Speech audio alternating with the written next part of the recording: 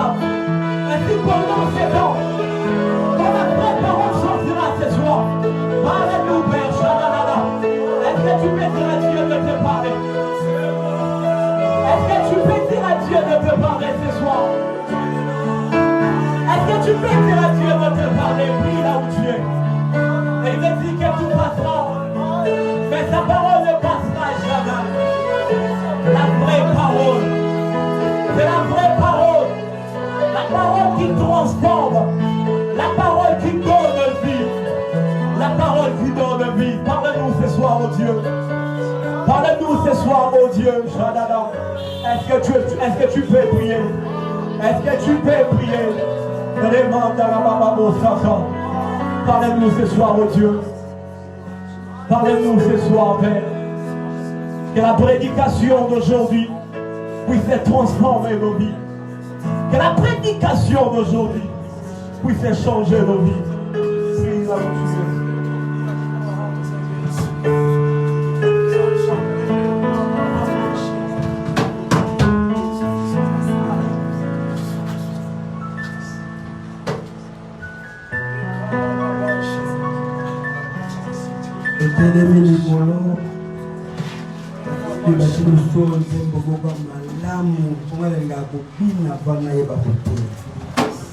Donc, louange.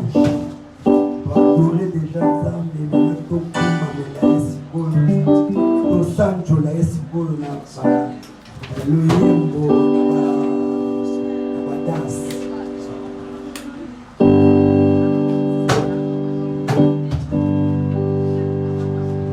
Kumbama Paro Yesue Kumbama Kumbama Mwana Nzambe Kumbama na yo Paro Yesue Kumbama Kumbama Mwana Nzambe Kumbama Oh Kumbama na yo Paro Yesue Kumbama Kumbama Kumbama na yo Paro Yesue Kumbama Kumbama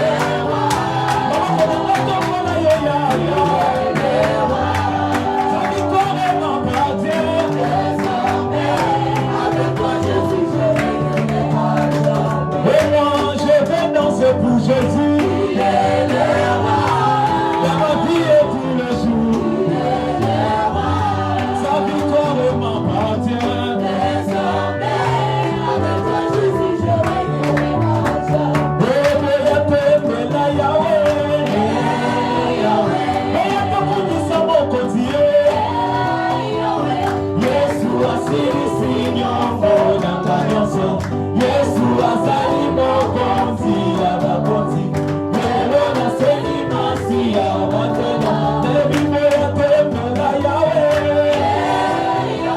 moyakokumisa mokonzi Yesu asilisi nyongo na nyonso Yesu azali mokonzi ya bakonzi lelo naseli masi ya batela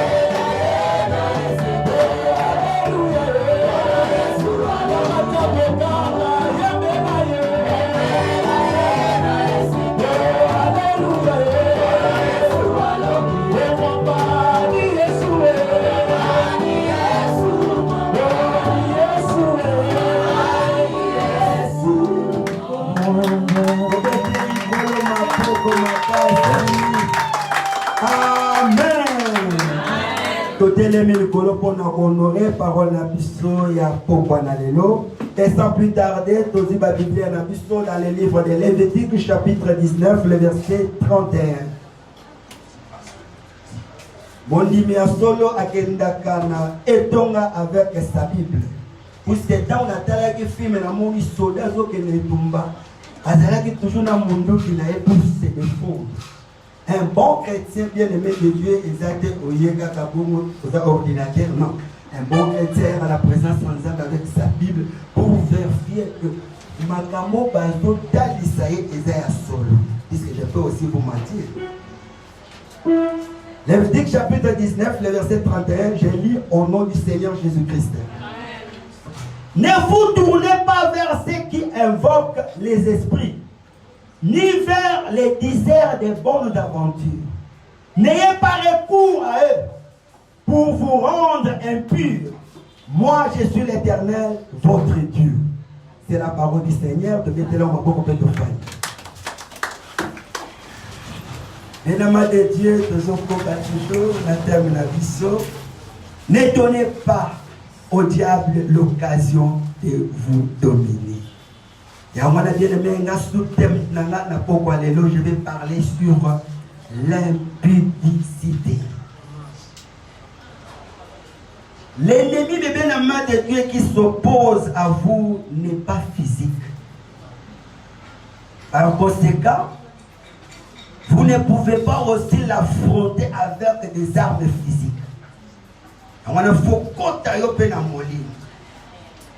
Si nous marchons dans la chair, mes bien-aimés de Dieu, nous ne combattons pas selon la chair.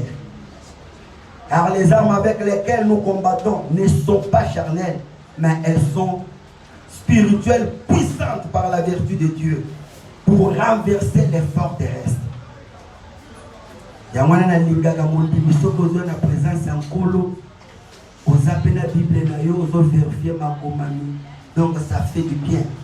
Les seuls moyens, mes bien-aimés, de lui tenir tête, par conséquent, et lui opposer toujours votre foi. Pour ce temps où on a la présence à Dieu, tu dois croire que ce Dieu-là existe. Et il est le rémunérateur de tout ce que tu cherches. Donc pour tenir tête, bien-aimé de Dieu, contre l'ennemi, le diable, il faut lui opposer ta foi. Puisque dans Jean 5, 4, on dit que parce que tout ce qui est né de Dieu triomphe du monde. Et la victoire qui triomphe du monde, c'est notre foi. La vie chrétienne, c'est une vie de foi. Dieu est un Dieu de foi. Pour que vous puissiez, bien aimé de Dieu, recevoir l'objet de vos attentes, vous devez vivre par la foi. Nani mokonji, nani akangolaka, soki yeso betele mabokuma. Pesanga litoyi, moi j'aime l'oreille. Tunanga poala nini. Pote litoyi, yamone monoko, la bouche spirituelle. On ne mange pas ça avec la bouche ici physique, non. Mais,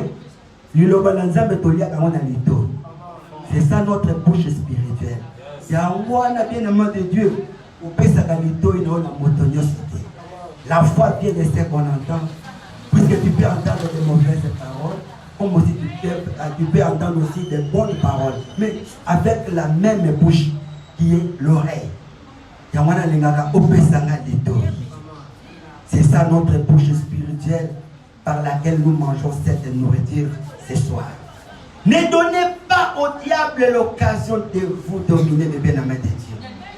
Tout autant awa na livre ya Lévitique, ya Baléo.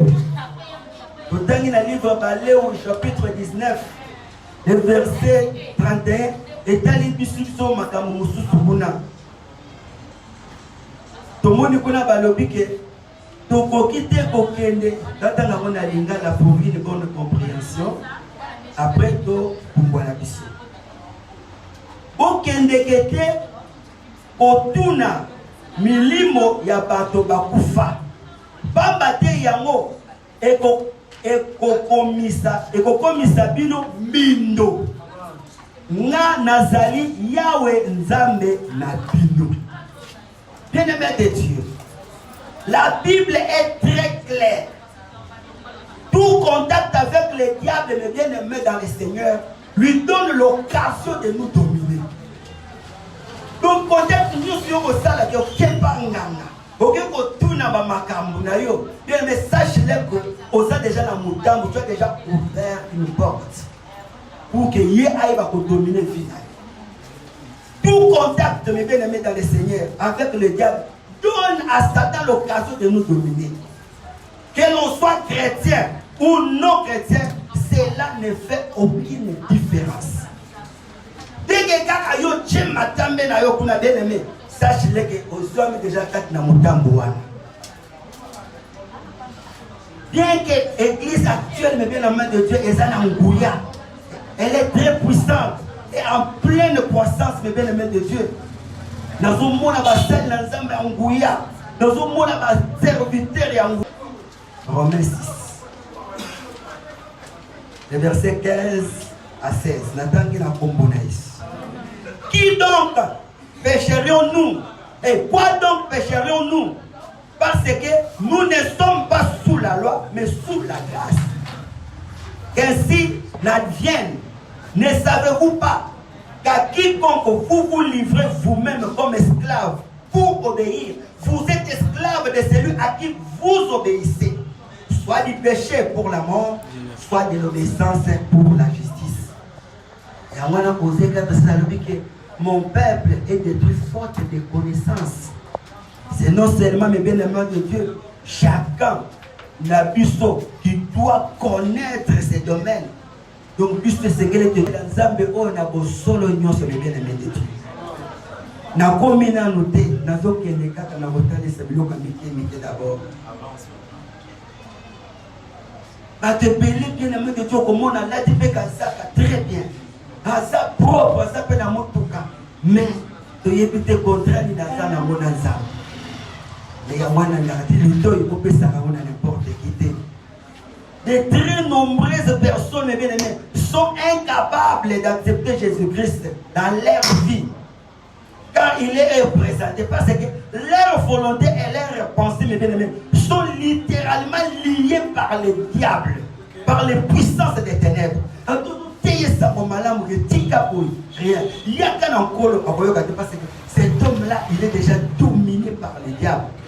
cause de l'occasion qu'il avait donnée à Satan de dominer sur sa vie. Peut-être dans le passé ou peut-être aussi dans le présent.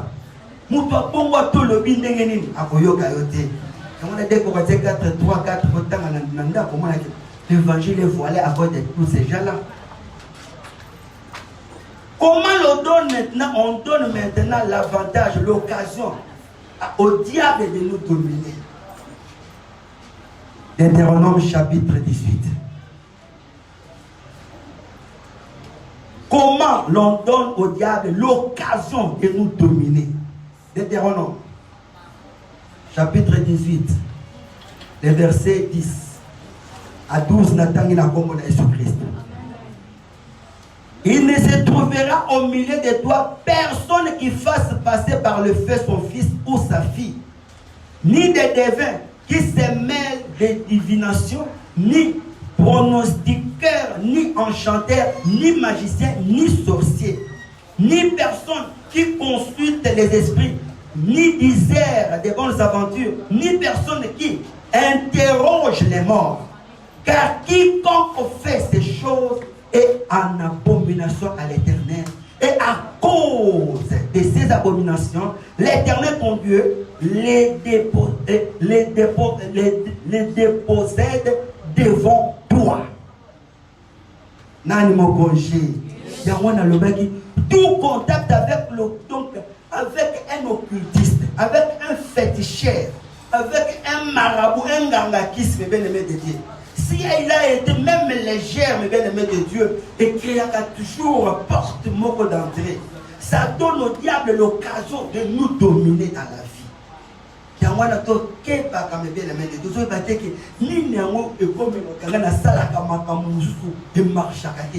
jour, au Kenya, déjà pas dans la boutique à moto. Un jour, il y a un peu de Kenya là, au Kenya, pour tout le Bilogoana. Or, la Bible, les autres pays qui s'habillent sur Makambouana, à l'obité, au Kogi, au Kenya, et pas à Batouana, Banganga Kisiwana, Bible est beau yango. Mais yo, au Kenya, la Kaka, au Kenya, au Sala, Nin. Oh, babungisi eloko songolo yo wana mango na ndako nganga. Yamwana me bien-aimé de Dieu, je vais parler de choses comme jouer avec votre horoscope. Oh, na botama mukolo na moi ya juillet. Na za scorpion, yo lokolo za scorpion, na moni vie na yo c'est moi oyo okosomba mutuka, okobala. Non, bien-aimé de Dieu. Confie-toi à l'Éternel. C'est ça que tu ouvres la porte au diable de dominer sur ta vie. Et ça, la porte d'entrée, faire une visite de curiosité, mais bien aimé, à un féticheur, ou quelqu'un qui dit, qui lise dans les lignes, c'est là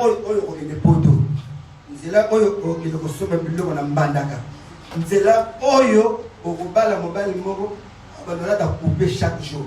Mais toi tu trouves ça normal? OK, ozo baté que contact wana kaka. Tu as déjà ouvert une porte. Donc maintenant tu as donné l'occasion na diable aiba ko koza ko moina yo. Nani mokonji? Yes. Nani akangolaka? Yes. Ça donne au diable l'occasion de nous dominer. Distraction pendant la prière. On est en train de prier, toi télémato sambela. Yoso zappé na yo na WhatsApp. Nazala qui na pasteur mon amené ko travailler na e. Yé même moté azoté ya. Yé mon ko visionnaire mais aza na WhatsApp. Na dalégalité des distractions. Na kima. Na lobité na kini tete yo tikala kota kana ba WhatsApp na ngana ki. Yes. Donc quand baninga bazo sambela. Bien aimé, quand toi tu es dans la distraction pendant la prière, tu ouvres une porte à l'ennemi de dominer sur toi. Même si vous avez nos vies à côté de vous avez la distraction dans la prière. Nous donnons Satan donc l'accès de dominer sur nous quand nous sommes dans la distraction.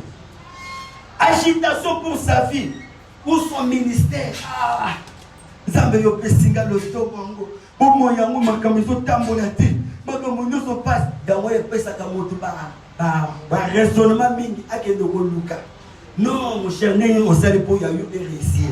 Et pas le but que pas tata wana. Non, ne sois pas agité. Quand Dieu donne la vision, il donne aussi la provision. Il faut que la Nathan convenable, à ça la toujours. Donc, vous allez agiter dans la vie. Tant mon inga zuyo zele ya yo ogogo bisa manata mon ayo. Tant mon azala na kondima ete okozala toujours mutu et non jamais mukila. Impatient pour obtenir quelque chose. Yala kozala kana motema monene ya kozela. Nzamba lobaki ke yo kobonga. Kangama na kokaka ye lobaki ngala kobonga. Atezo umela zela ko kosani ekokokisama. Mais tango yo zo mona kezo kokisama te na keluka kingani. Balamoko, diable à côté. Trouble moral, aussi chic, mais bien aimé, insatisfait sur tous les plans de la vie. Non, il a des pensées toujours négatives. Pessimisme, donc pessimisme ou outrance. Donc, la souffrance est terrible, s'installe dans sa vie.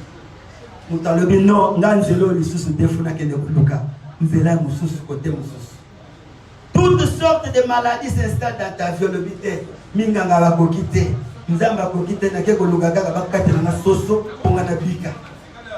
Cela amène la distraction dans ta vie spirituelle, ou dans la vie morale, ou dans la vie sociale. Nous devons éviter toutes ces choses-là. Dès que tu ouvres la bouche, toujours ce sont les insanités. Une seule visite par curiosité, par curiosité, à une séance de spiritisme, bien aimé de Dieu, et coquille, c'est suffisant pour influencer tous les restes de notre vie. Il en est de même pour la lecture des livres sur les sciences occultes. Par ce livre, moi, on est ma collègue pour la finance. À votre travail, dans le cabinet, il y avait un livre là qui doit lire, à propos de ma table. Si tu ne lis pas ce livre-là, pas pour joyauté. À ta batinda qui est, dès que tu travailles dans le ministère. Donc, tu entres directement en contact avec ce monde. Ok,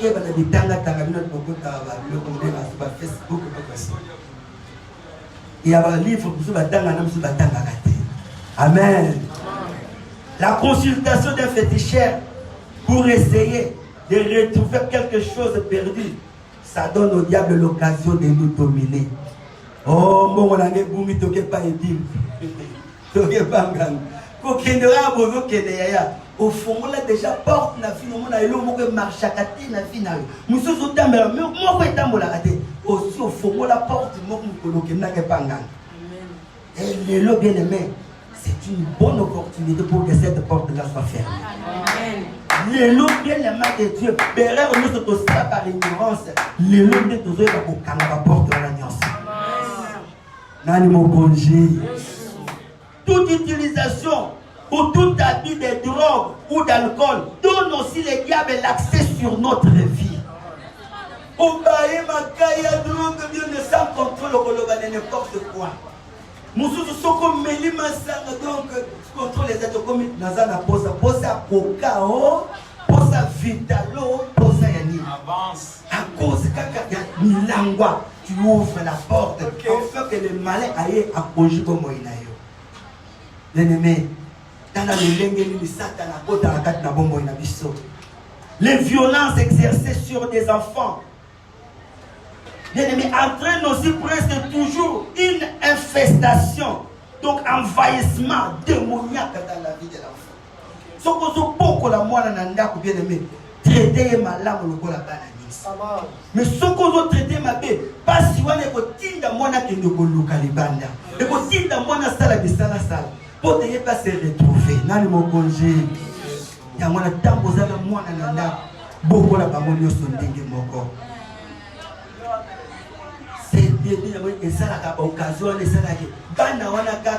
Les enfants maltraités. Plus tard, il y a des enfants.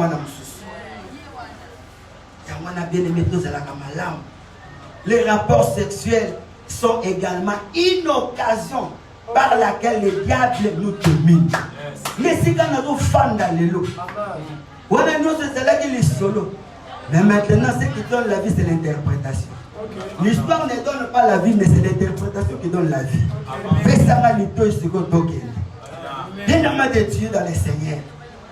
Donc les rapports sexuels sont également une occasion par laquelle le diable nous domine. L'impudicité est également une occasion par laquelle le diable nous donne, nous domine dans la vie.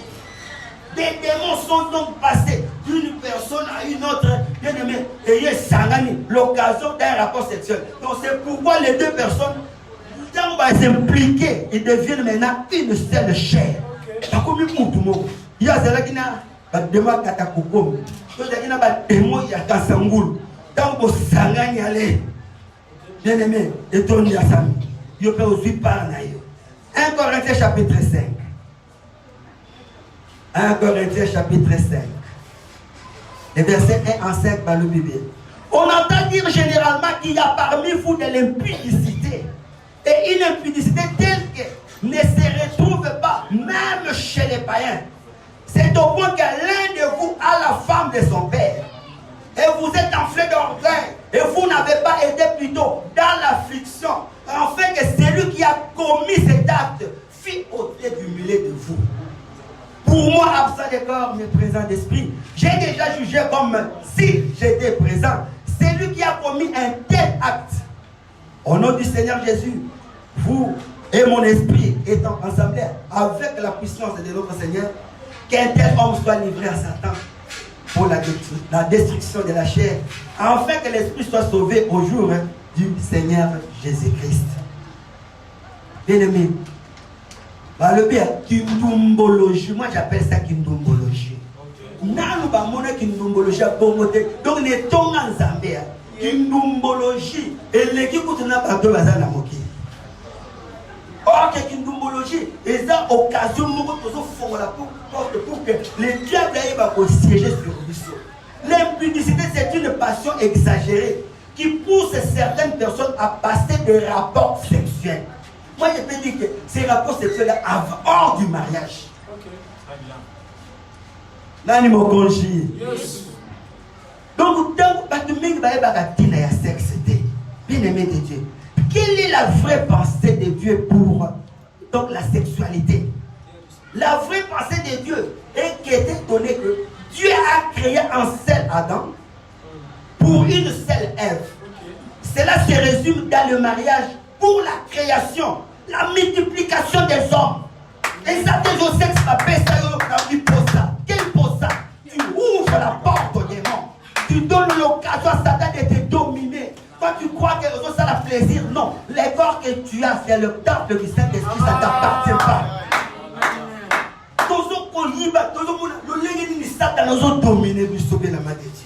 Regardez, dans ma façon, alors à l'occasion de l'impudicité. Donc, tous autres qui sont dans d'autres, ils ont une démon, ils ont une démon. Or que sexe va faire ça, on a les bas.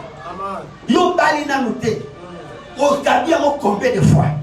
Moutuna moutou avec ta qualité. Quelques caractéristiques de l'impudicité. Tout à la balolène qui est une symbologie. Remettre sa main sous sa blouse et toucher ses seins. Yo moko fandi, ozima boko na yo. Oko tisi ozoko misimba nzoto na yo. Ya na mutu alali na mobile. Na yo mko sali acte wana, c'est une symbologie. Tango so comprendre te que na na bimarate, na sala ke loko te ni makamelo tambola te. Et tambola ba à cause de ces trucs ici. Oso mona mutu zo tambola na téléphone. Nous avons un téléphone, nous avons un ni les ala téléphone ba film ni les ala ko notala ennemi ndenge no zulu kalibala libale ya bwaka biloko wana ozo pesa Satan accès aiba ko kota kota aiba ko dominer comme na yo nani mo konji introduire sa main sous son pagne, sous ton pantalon, ta culotte pour toucher ton sexe. Bien aimé, c'est de l'impudicité. Femme ou homme célibataire ayant plusieurs partenaires. Yo zo mona ngo danser. Ozu moli mo moko koto 1, koto 2, koto 3, koto 4. Ozu ba tozo tawana les gens mobimba ba démon. Yo zo kanisa kena ki to ba uba kitoko zokende okomi na 40 okomi na chaîne de prière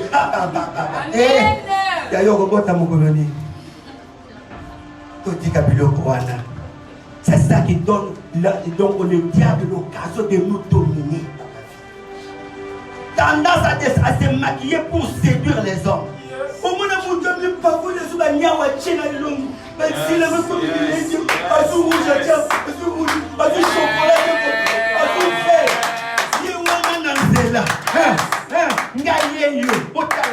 donc, elle fait tenter de se maquiller pour séduire les gens.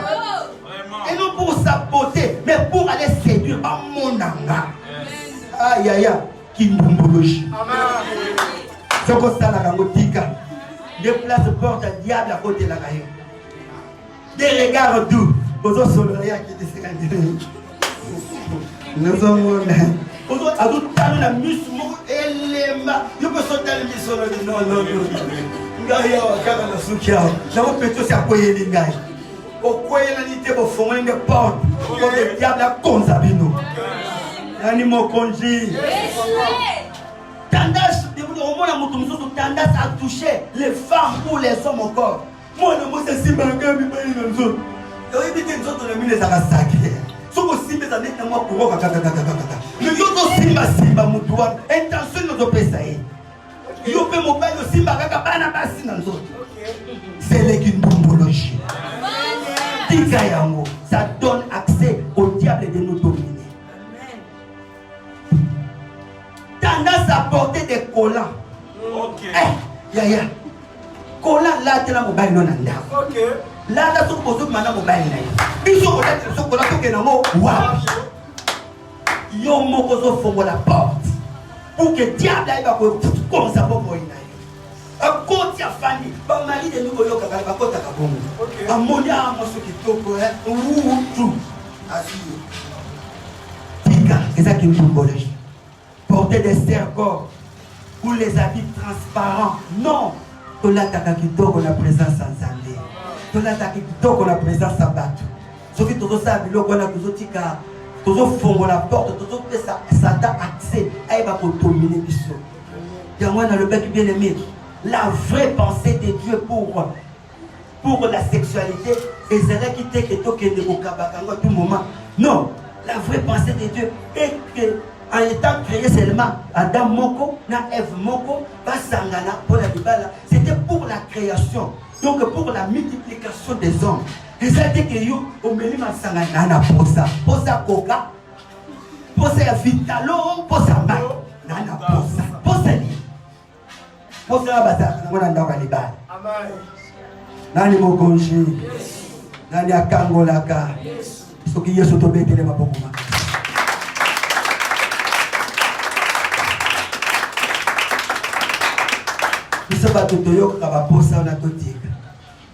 Un Corinthiens 7 chapitre 2 le but. Toutefois, pour éviter l'impudicité, que chacun ait sa femme et que chaque femme ait son mari. 1 Corinthiens 7 2. Pour tout surmonter yango, qui s'y nango kaka yango. Donc, qu'est-ce qu'on a ma forme d'impudicité? Tantôt, tout ça, là, quand on première forme, la masturbation. Masturbation, ça consiste, mes bien-aimés, donc à s'exciter soi-même ou jouer avec son propre sexe dans le but de jouir sans partenaire. Donc, c'est pas sans partenaire, moko songolo. Tout ça qui n'a pas de permanence. Ce qui est chocolat, il y a bêta, il y a famille. Je me suis dans les systèmes de l'hôtel. Donc, il est donné. Si on fait savon, assis sur la savon, tu as commis des choses.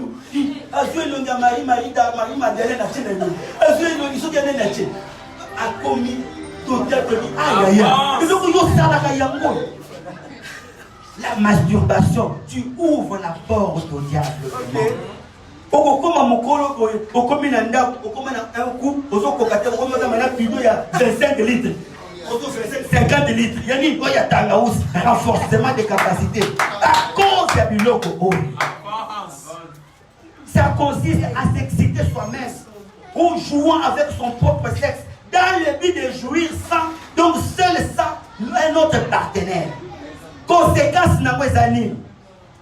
il entraîne la frigidité.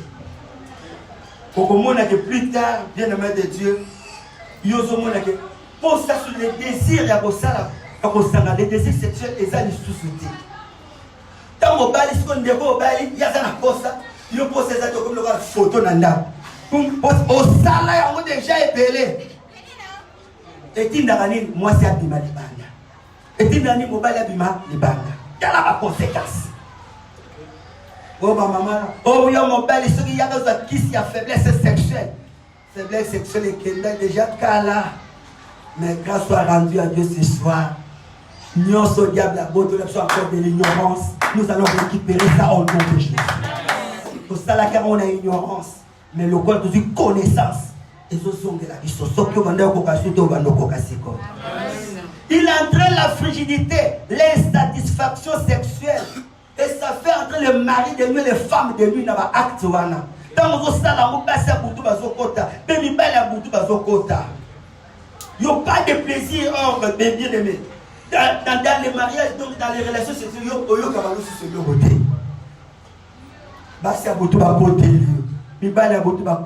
cause de la masturbation.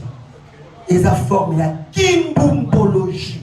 Namuto ya keko lala na mobile. Namuto sali bongo. Pour sali ka lisu mobile moko. Et ça donne maintenant les Satan de vous dominer. Au bas la kati au monique problème. Au moins pas mi bal bazo tout la paix, so bino bozo yebate. Na na bango tale bele bazo tout la. Deuxième forme. Donc homosexualité. C'est l'équimbumbologie, mes bien-aimés de Dieu. Donc rencontre sexuelle entre deux partenaires de même sexe. Au gobe na PD. Hein? Pédériasme pour les hommes, les lesbiennes pour les femmes. Le Lévitique est Lévitique de 18. Au monde, on a évité la scène, biso to sangana na biso biso na biso. O sangana na bino, on va permettre yo. Yo ka Lévitique 18 le verset 22. Tu ne coucheras point avec un homme comme on couche avec une femme. C'est une abominable chaîne. Conséquence dans les années, ça entraîne l'abomination devant l'Éternel. Et ça peut entraîner encore une mort spirituelle dans notre vie.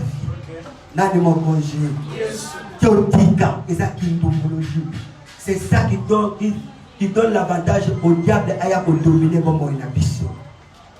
Les bardouses, ça consiste à échanger des partenaires sexuels. Ou aussi un homme pour plusieurs femmes et une femme pour plusieurs hommes.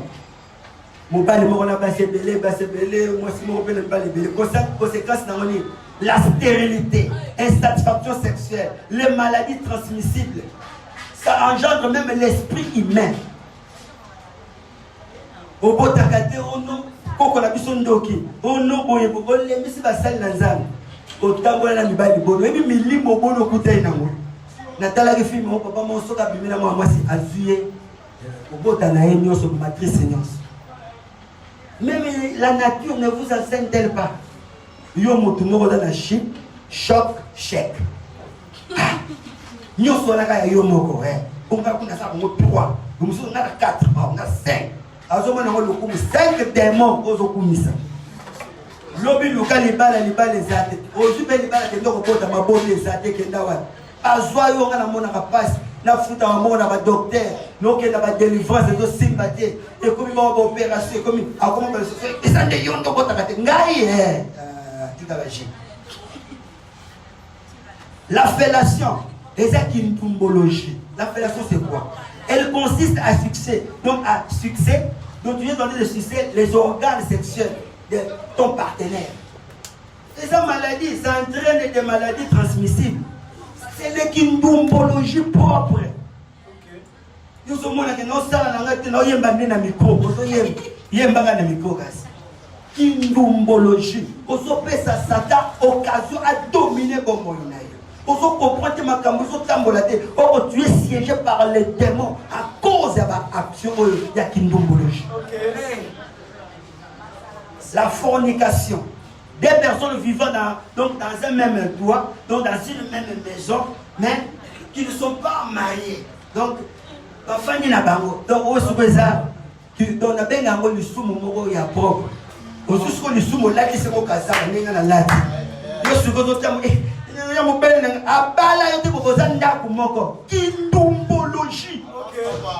Na moto ya zana balabala na yo fandi sika sombela kikuko fanda pour fanda na bino ka bongo mariage bongo non légalisé bien mais c'est le kindombologie ozo sala ka légalisé les kindombologie c'est ça dans la ndenge diable a dominé biso o ba ona bazo kende le bosso biso to kende le bosso te soko za na mariage ya bongo yaya kima nzamba ko pambola ye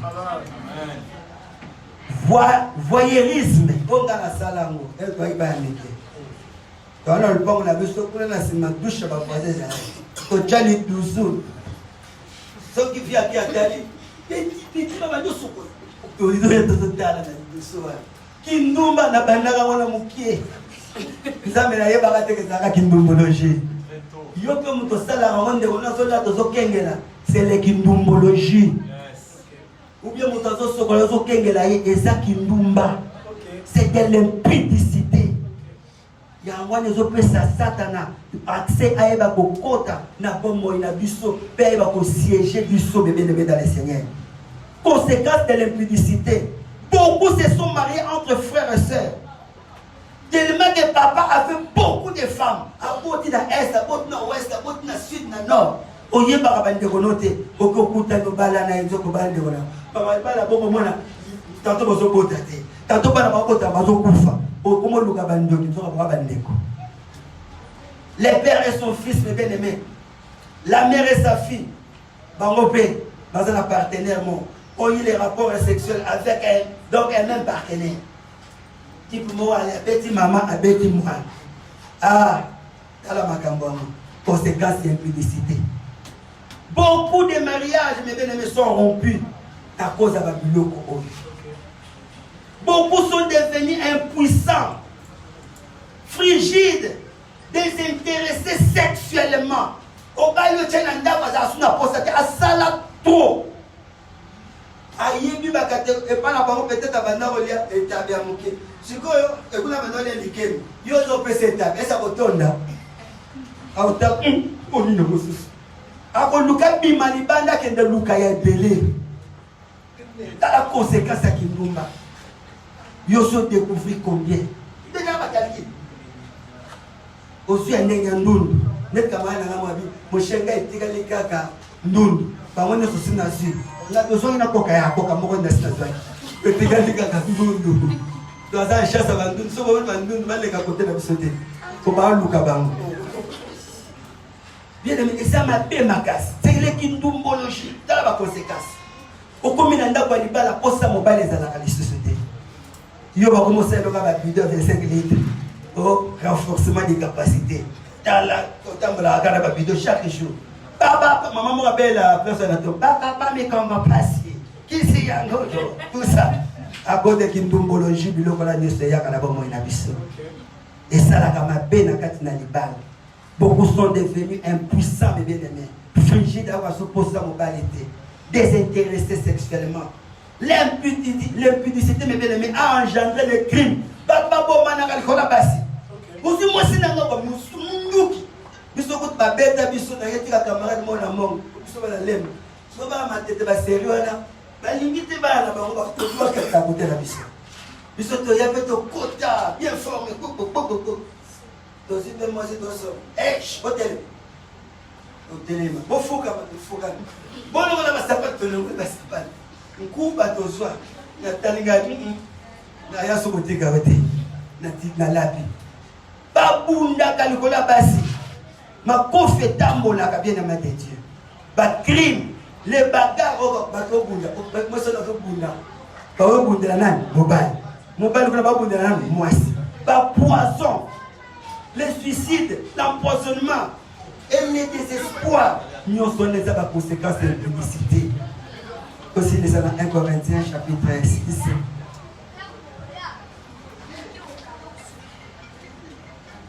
Autant on a 1 Corinthiens, chapitre 6, 18, autant il y a 20.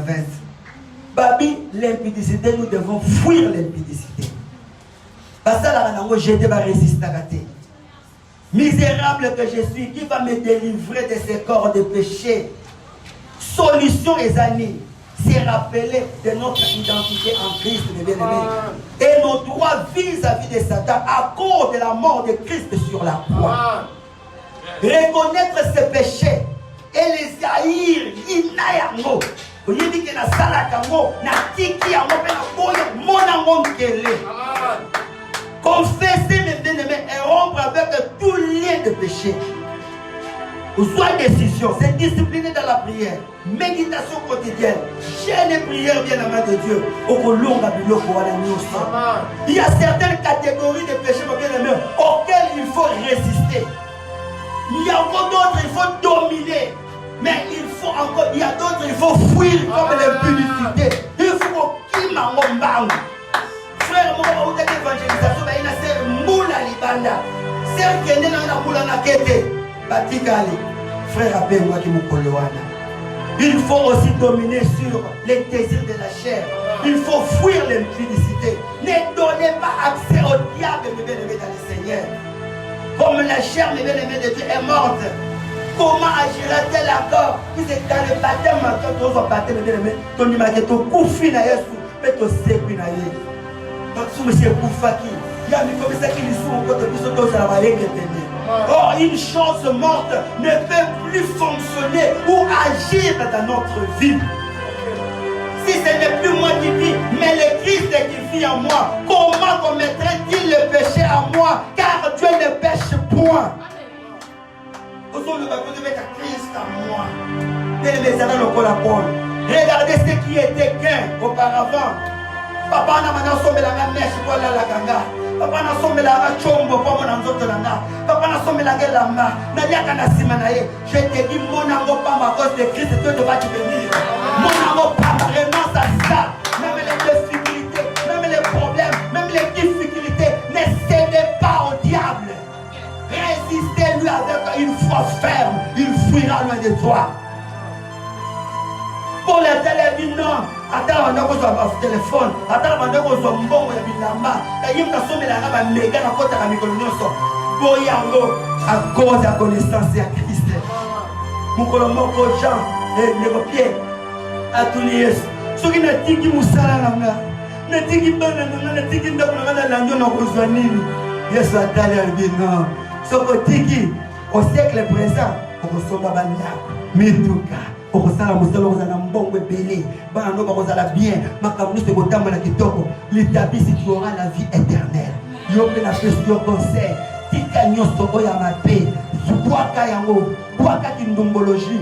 Pona Yesu Masia. Okozanga libala te. Okozanga mbongo te. Okozanga musala te. Okozanga voyage te. Pe okozanga susu pomo ya seko na seko. Cherchons sa justice et non la nôtre, mes bien-aimés de Dieu. Directement, nous vivons la puissance de la résurrection. Que l'on ne dise jamais que l'on est pasteur, on est déjà devenu, on est arrivé à la boue. Non, au communauté. Je peux travailler avec nous autres, au communauté. Oublions ce qui est derrière et tendons toujours vers l'avant et vers la perfection. Pas des sentiments d'autosatisfaction, mes bien-aimés, de contentement. Faire mourir, mes bien-aimés, les passions de la chair. Pour Mayango. Cesser les péchés, c'est un ordre, mes bien-aimés de Dieu. C'est un commandement du Seigneur. Toti Kango. D'obéir à Dieu. Nous devons obéir et avancer avec le Christ. Fusion la biche la toque de l'hyposo. Mais tous sont assis, bien-aimés dans le Seigneur. Ne pas ouvrir la porte au diable par l'ignorance ou par la distraction. Condamner les œuvres de péché, condamner les œuvres des ténèbres. Donc chaque croyant est obligé de condamner ce qui veut dire détruire tout ce qui est mauvais, tout ce qui est bien-aimé de Dieu, abominable, tout ce qui est démoniaque, tout ce qui est satanique. Nous devons abolir ça, nous devons détruire ça. La délivrance doit être maintenue par la parole de Dieu et la prière. La délivrance, c'est l'obéissance à la parole de Dieu. La délivrance, mes bien-aimés, et c'est que le battre l'amour. Et la délivrance, c'est quoi? C'est obéir à la parole de Dieu. Ne donnez pas au diable l'occasion de vous dominer par l'impudicité. Si vous savez ces choses, vous êtes heureux, pourvu que vous les pratiquiez et Dieu bénisse sa parole.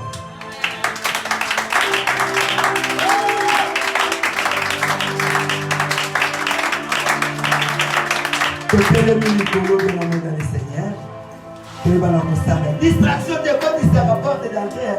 Écoute ça, Satan va dominer ici. Les sabiens sont dans la louange à bien pour de tout ça, mais à tout condamner les salariés honnêtes. Tout cela qui, la ignorance quand nous faisons toutes ces choses. Maintenant, nous avons la connaissance de la parole de Dieu.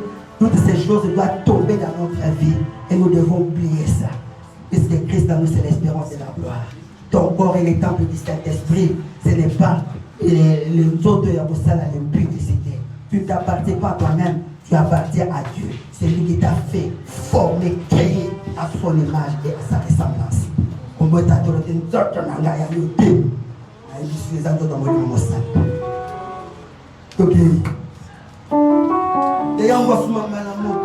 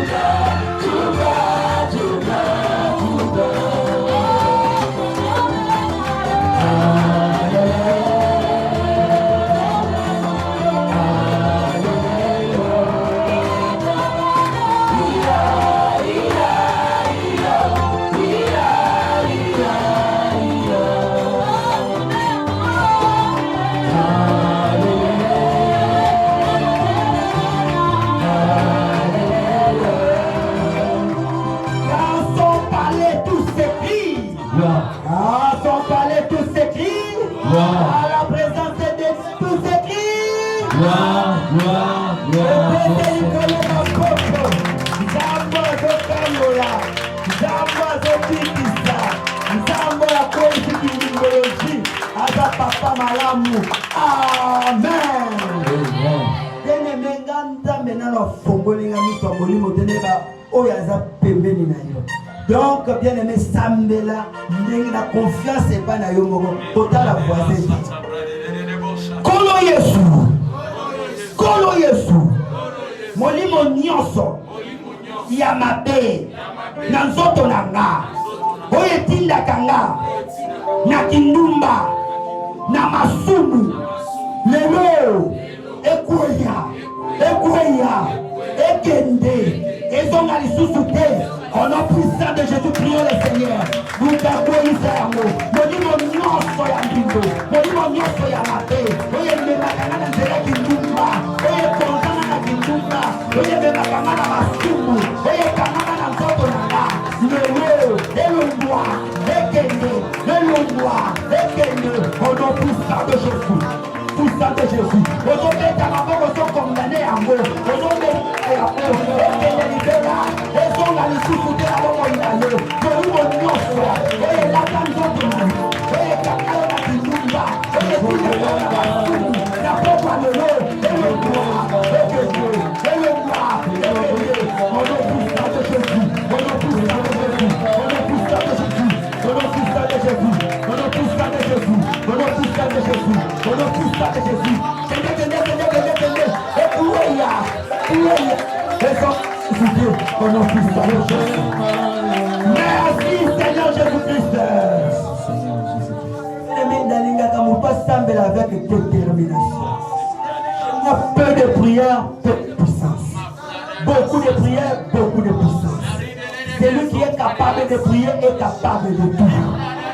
Comment Yesu? Par relation nyonso ya mabe oyo ememaka nga na nzela ya kindumba na nzela ya masumu lelo ekatana na boyango kata yango boya yango tobondeli na kombo na Yesu Kristu. Barelation nyonso ya mabe oyo ememaka nga na nzela ya masumu oyo ememaka nga na nzela ya kindumba lelo ekatana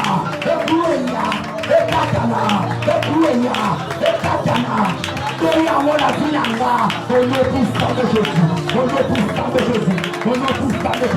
Kata barelation nyonso wana ya mabe oyo ememaka na nzela ya kindumba oyo ememaka na nzela ya masumu ekatana